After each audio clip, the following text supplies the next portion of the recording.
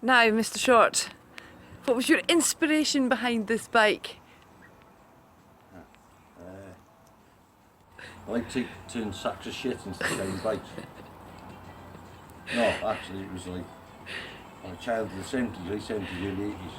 I had a Fizzy and I had an RD250, RD200 and a Super Dream, and I liked the Super Dream but it was slow, but it was big and comfy, and I liked the RD because you could pull wheels on and go fast. But once you combine the two and get a spirit of the 70s, so there it is. And how long is this project taking you?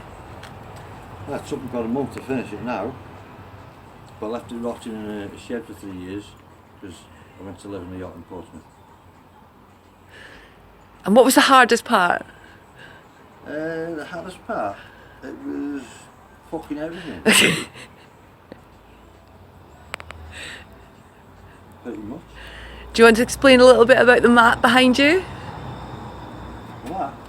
Oh yeah, I wrote one of these 35-year-old knackered one. We've driven two up all the way down to Cartagena, and I dropped the girl from the airport and rode it all the way back to North East Scotland, to Arbroath in Scotland, a 35-year-old one, which we sold to the local post after doing it up. But we built 6 Super Dreams, but sometimes you got to do something you want to do rather than what someone else wants.